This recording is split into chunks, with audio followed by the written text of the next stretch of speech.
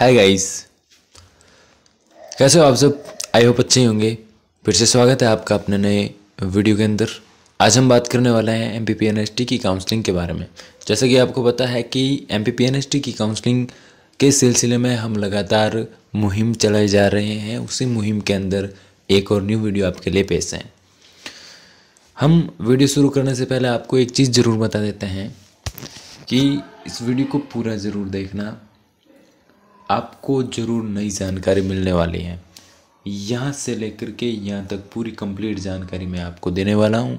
शर्त एक ही है कि वीडियो को कंप्लीट देखना है आपको, ठीक है।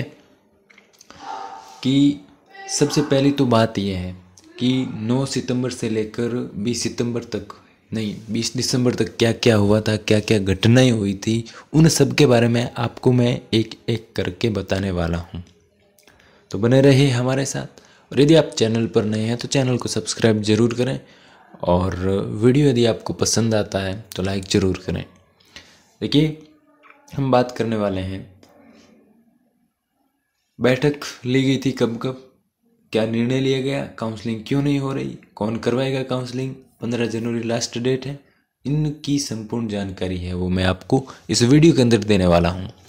तो चलिए शुरू करते हैं वीडियो को। चलिए गाइस, शुरू करते हैं हम MPPNST की काउंसलिंग के बारे में।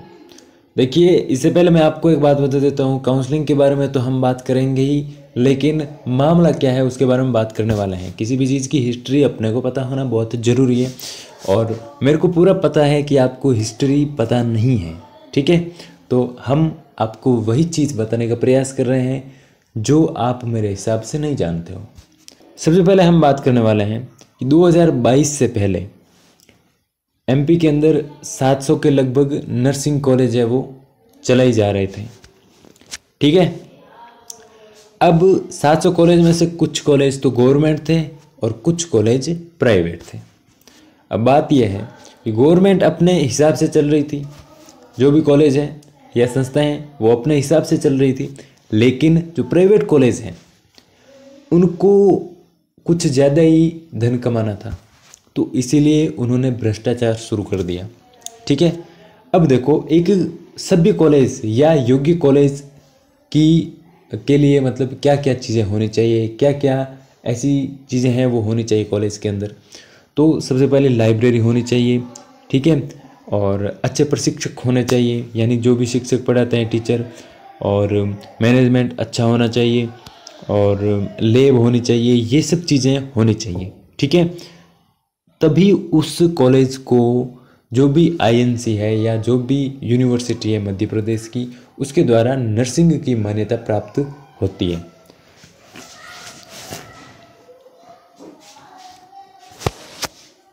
तो बात यह है कि जो 700 कॉलेज हैं उनमें से भ्रष्टाचार होना शुरू हुआ 2 साल तक, लगातार ऐसा चला।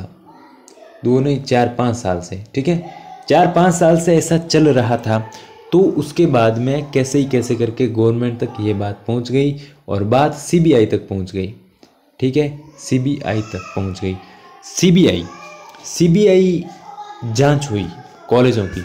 तो CBI में से जो आपके 700 कॉलेज थे, 700 में से 200 कॉलेज ही एलिजिबल पाए गए। बाकी जो 500 कॉलेज है वो एलिजिबल नहीं थे, अयोग्य थे, क्योंकि उनके अंदर ना लाइब्रेरी थी, ना लैब थी, ना अच्छे प्रशिक्षक थे, इसीलिए।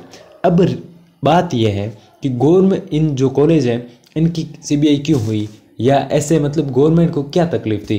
तो तकलीफ यह है कि एक तरह से यदि हम बात करें तो पॉजिटिव पॉइंट भी है कि जो भी अपना जो नर्सिंग है ना, ये एक संवेदनशील फील्ड है, ठीक है।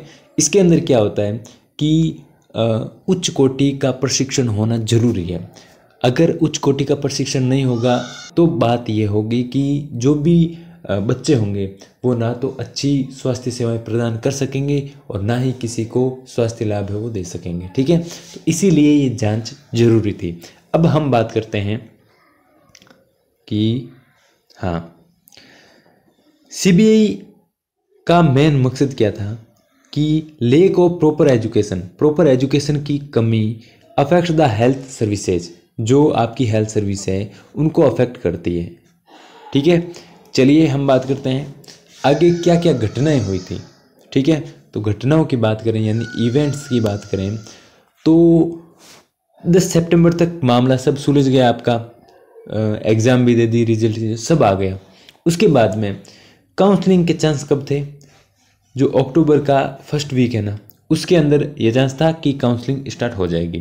तब बच्चे भी खुश थे, एकदम मामला सब सेट था। अब देखो उसके बाद में क्या हुआ, अक्टूबर तो फर्स्ट वीक क्या 4 वीक ही चले गए, तब भी नहीं हुई काउंसलिंग। ये तो चले गए, फिर बच्चों में मतलब थोड़ी सी निराशा हो गई कि भाई अभी तक हुई नहीं तो नवंबर के अंदर तो हो जाएगी। लेकिन तभी तक बच्चों को पता नहीं था कि मामला ये है सीबीआई वाला। अब बात यह है कि नवंबर तक बच्चों को आस थी। अब नवंबर में क्या हुआ, काउंसलिंग होने की संभावना बढ़ी थी, लेकिन निजी कॉलेजों ने अपनी कमियां सुधारने के लिए एक मौका मांगा। देखो सरकार या गवर्नमेंट ने सोचा कि नवंबर के अंदर काउंसलिंग होगी, लेकिन जो आपके प्राइवेट कॉलेज थे ना, उन्होंने कहा कि भाई हम कमियां सुधार लेंगे, एक मौका तो दो हमें। तो इसलिए काउंसलिंग के लिए जो भी 15-20 दिन है वो आगे काउंसलिंग है वो रोक दो, ठीक है, या काउंसलिंग की डेट बढ़ा दो।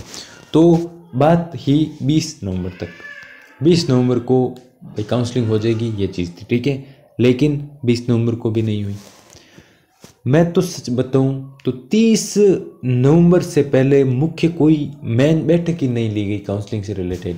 सभी बच्चे परेशान हो रहे थे, काफ़ी लोगों ने मुद्दा उठाया।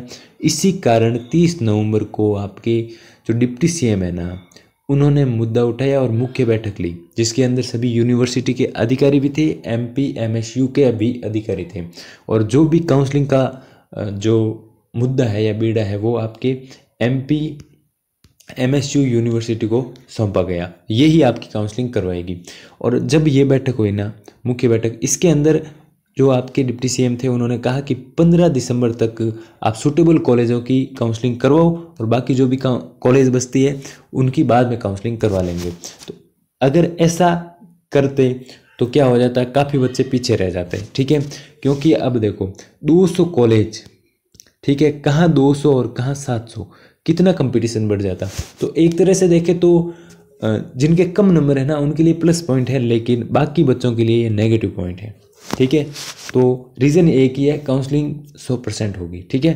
अब देखो क्या है, 15 दिसंबर तो चला गया, हुई नहीं।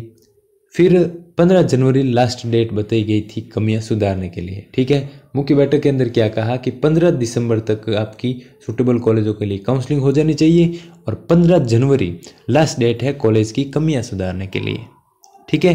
कमियां हैं वो सुधार लो 15 जनवरी तक। उसके बाद में यदि आपको कमियां सुधर जाती है तो आपको इस साल मान्यता दे देंगे, नहीं सुधरी तो अगले साल के लिए आप एलिजिबल होंगे, इस साल नहीं, ठीक है। अब देखो मेन चीज़ अब आएगी, क्या आएगी, हाँ अब देखो, या तो काउंसलिंग का राउंड 1 15 जनवरी तक हो जाएगा, यानी पहले हो जाएगा। क्यों, क्योंकि भाई 15 जनवरी को दूसरा राउंड स्टार्ट हो जाएगा, उसके अंदर बच्चे भाग ले लेंगे, ठीक है। या फिर 20 जनवरी तक सभी कॉलेजों को शामिल करके सामूहिक काउंसलिंग होगी, ये चीज़ तो तय है। काउंसलिंग आपके जनवरी के अंदर ही होगी, ये चीज़ तय है। जनवरी के अंदर काउंसलिंग हो जाएगी, हो सकता है पहले भी हो जाए, लेकिन चांस कम है, ठीक है, क्योंकि 19 नवंबर तो आज हो गया, ठीक है, पीछे बचे दिन 10, तो 10 दिन के अंदर मुझे नहीं लगता कुछ खास होगा, ठीक है। लेकिन यार 10 मिनट के अंदर भी बहुत कुछ हो सकता है, तो 10 दिन के अंदर तो बहुत कुछ हो सकता है। तो हम पॉजिटिविटी के साथ ही एंडिंग करेंगे, आपकी काउंसलिंग है वो स्टार्ट जरूर होगी, कोई भी बच्चा नेगेटिव ना सोचे। और जो चीज़ मैंने कही है वो ज़रूर करें, आप ट्वीट करते रहें, ठीक है, अपनी आवाज़ को सोशल मीडिया के माध्यम से उठाते रहें। आज के लिए बस इतना ही, धन्यवाद।